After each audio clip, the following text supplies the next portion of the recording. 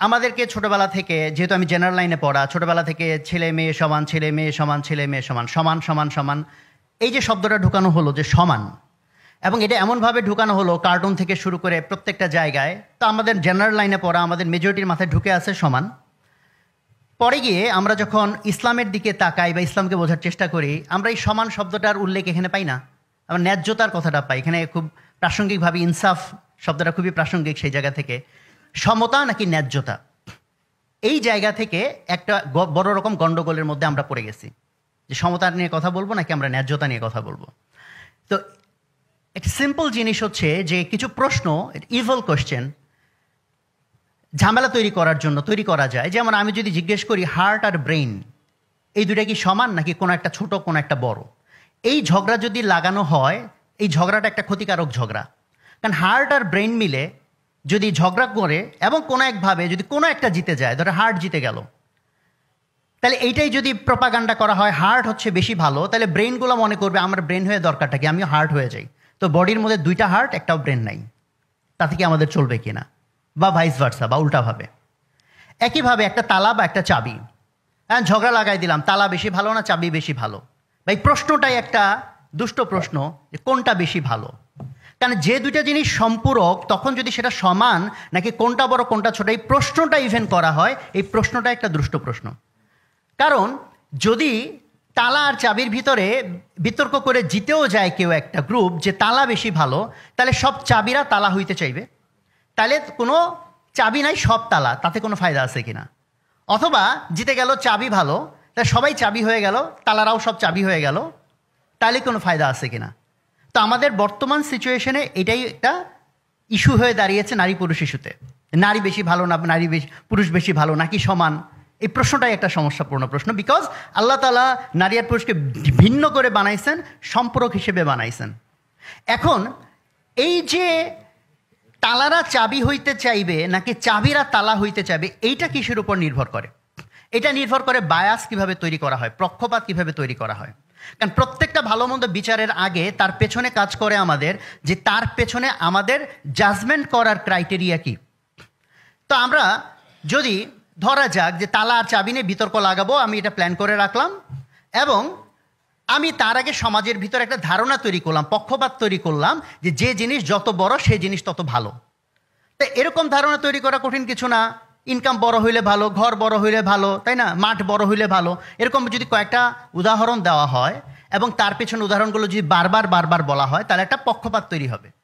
এই পক্ষপাত তৈরি করার পর আমি যদি লোকজনকে জিজ্ঞেস করি তালা বেশি ভালো না চাবি বেশি ভালো, তখন তার উত্তর দিবে তালা বেশি ভালো। কেন? তার ভিতরে আমি অলরেডি পক্ষপাত তৈরি করছি, যেটা বড় সেটা হচ্ছে ভালো। তাহলে দেখবে তালা আর চাবির মধ্যে তালা হচ্ছে বড়, এই তালা হচ্ছে ভালো।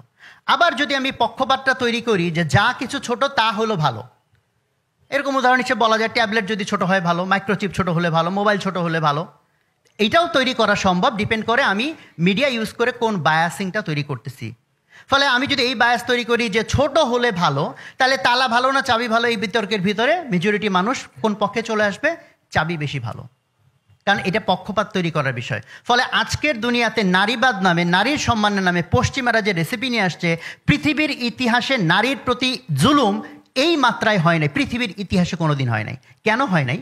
কারণ এখন যখন সারা পৃথিবীতে আমরা ট্রেন্ড দেখতেছি, ঐতিহাসিকভাবে পুরুষরা যেগুলোতে ভালো, অর্থোপার্জন, তারপর আপনি বলেন যুদ্ধ বিগ্রহ, শারীরিক পরিশ্রম, যে কোনো ইন্টেন্স সিচুয়েশন, এটা পুরুষরা ঐতিহাসিকভাবে ভালো। আল্লাহ তাআলা পুরুষকে এইভাবে তৈরি করেছেন। আর যা কিছু সফিস্টিকেটেড, সফট, সাটল, মানে মানবিক বা খুবই পেলব, এই জাতীয় জিনিসে আল্লাহ তাআলা নারীকে ঐতিহাসিকভাবে তাকে সেই সক্ষমতা দিয়েছেন, এবং ঐতিহাসিকভাবে নারী সেটাতে ভালো। যেমন ঘরকে ম্যানেজ করা, বাচ্চাদেরকে ম্যানেজ করা, শান্তি সৌহার্দ্যপূর্ণ পরিবেশ তৈরি করা, এটা নারীর ঐতিহাসিক স্ট্রেংথের জায়গা।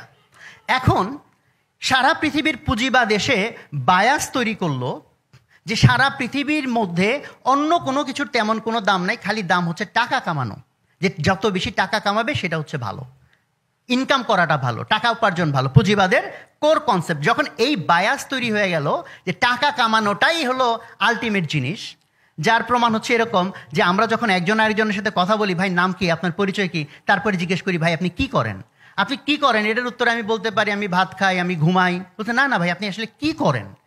এটাতে আমরা কি বুঝতে চাই? সে কিভাবে টাকা কামায়। ফলে টাকা কামানোটাকে যখন এত প্রাধান্যের জায়গায় নিয়ে চলে যাওয়া হলো, এরপর জিজ্ঞেস করা হলো নারী ভালো না পুরুষ ভালো। তো নারী চিন্তা করলো আমি তো টাকা কামাই না, পুরুষ টাকা কামায়, তাহলে তো আমি একটা ইয়েতে পড়ে গেলাম, মানে হীনমন্যতা বোধে পড়ে গেলাম। কারণ আমি মনে করি যে যদি নারীর প্রতি ট্রুলি সম্মান পশ্চিমারা দেখাইতে চাইতো, তাহলে নারী ঐতিহাসিকভাবে যেটাতে ভালো, তাহলে সেটাতে তারা ব্র্যান্ডিং করতো। তাহলে সবচেয়ে বেশি বড় লোকের পুরস্কার দেওয়া হয়, সবচেয়ে ভালো মাকে তো পুরস্কার দেওয়া হয় না, সেটার ব্র্যান্ডিং করা হয় না। সবচেয়ে বেশি যে ভালো ঘরকন্যা করে তার পুরস্কার দেওয়া হয় না। সবচেয়ে বেশি ভালো যে বাচ্চাকে পালন করে এটাকে পুরস্কার দেওয়া হয় না, এটাকে হাইলাইট করা হয় না। হাইলাইট করা হয় শুধু কে? টাকাকে বেশি কামাইলো। কাজে দুইটাই সমাজে দরকার, বাট আমি বায়াস তৈরি করছি কোনটার দিকে? যে টাকাকে কামায়। ফলে এখন নারীর মধ্যে হীনমন্যতা বোধ তৈরি হয়ে যাচ্ছে, আমি তো টাকা কামাই না। ফলে যদি পশ্চিমা বিশ্ব ট্রুলি নারীকে সম্মান করতে চাইতো, তাহলে নারী ঐতিহাসিকভাবে যেগুলোতে ভালো, তাহলে সেটাকে তারা ব্র্যান্ডিং করতো। তাইলে কি হইতো? তাহলে পুরুষরা বরং নারী হইতে চাইতো। এখন হয়েছে কি, নারীরা পুরুষ হইতে চাইতেছে, ফলে তার ভিতরে একটা জুলুম তৈরি হচ্ছে।